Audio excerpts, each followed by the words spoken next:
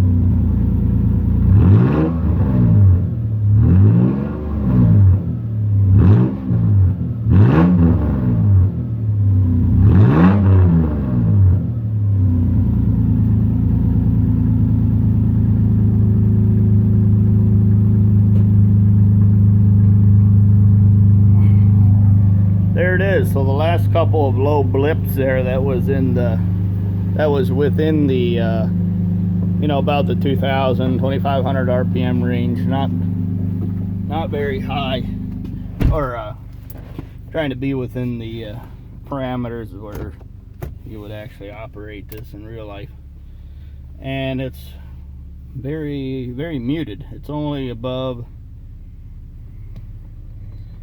3,500. I'm going off the edge of the concrete here.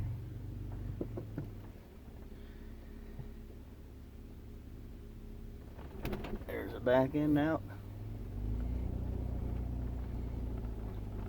Wow, it's quiet.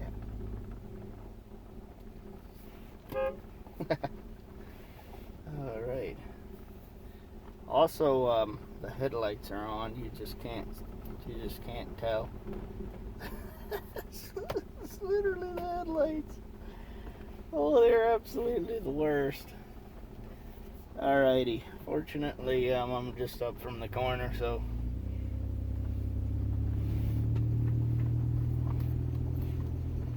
I got an idea. Here we go. Fold together the legs, so put you right here. You can watch me go. Here we go.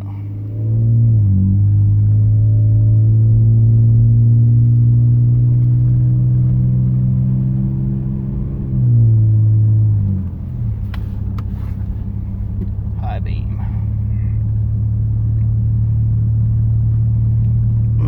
I could actually go up the. I'm gonna go up the hill up here just for fun. Wow, these headlights are the worst.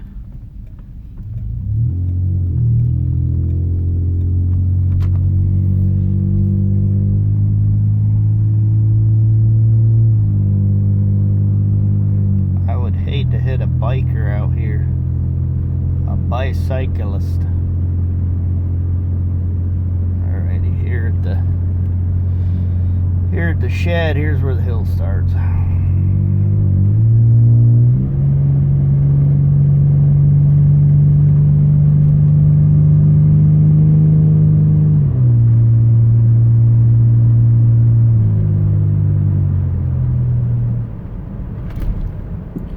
I'm gonna turn around here at the neighbors.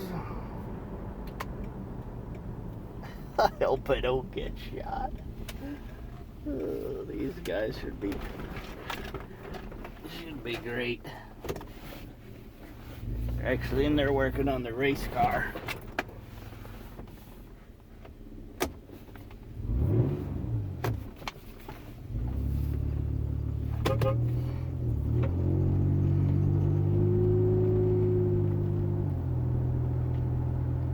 I'm sure they'll hear me get right on it down here. I should come back here and stop in. I just need to clean up my crap for the night, and then basically I'm done. No, I actually like this a lot.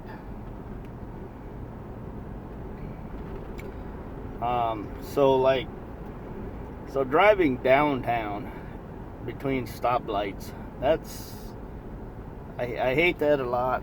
You can kind of keep it quiet with just a straight pipe, but there's some resonance just going from light to light and going easy on it. But then when our town is in a valley or down by the lake.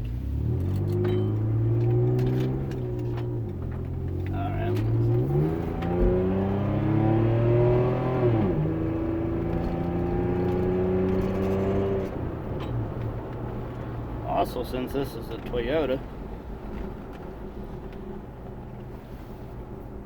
there's the rear glass down.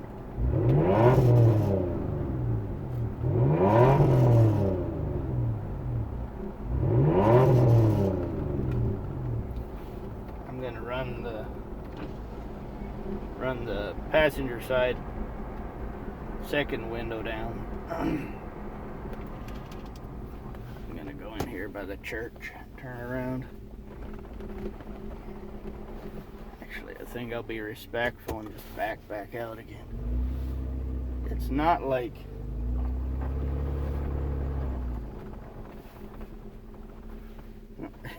we're friends, but it's one of those things.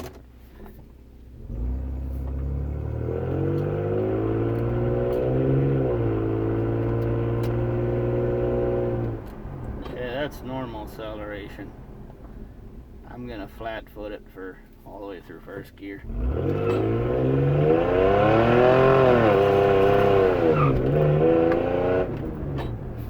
That was a burnout. That was the first burnout this truck's ever done. Ever. I did not know you could do a burnout with the 2001 4runner. Ah!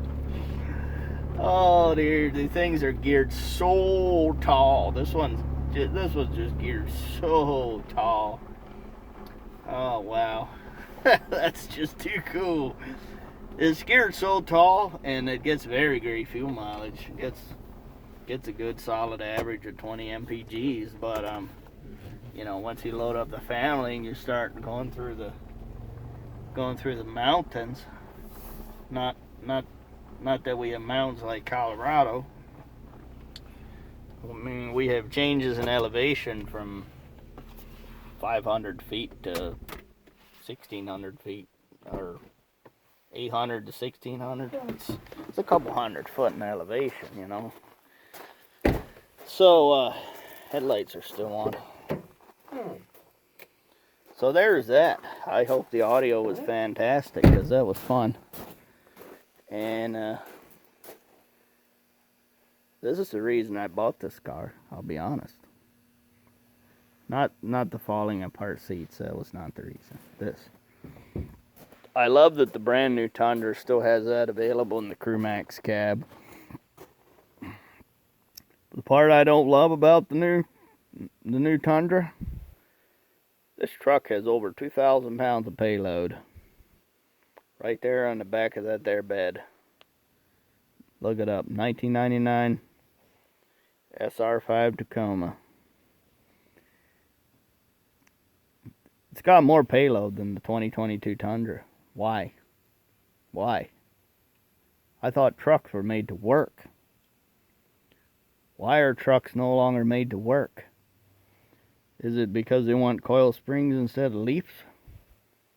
The engineer said that they engineered the truck so that a person that doesn't drive trucks won't know that they're driving a truck. That's not why I buy a truck. I buy a truck for reliability and practicality. I need to get things done in order to pay my bills. That's why I own a truck. That's why I own 2 trucks.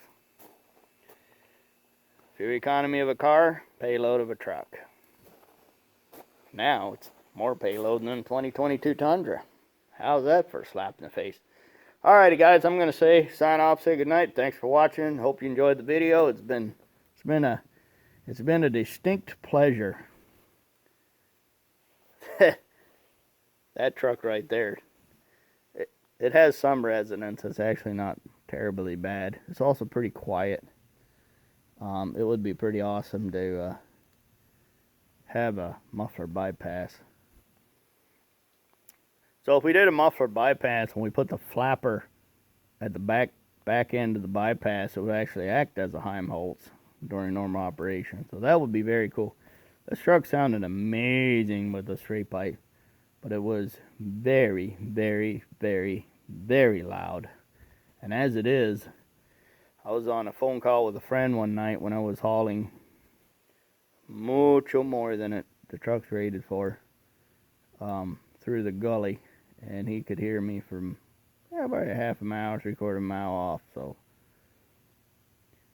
that makes it seem like it's very loud. But once again, it was in the evening time like this.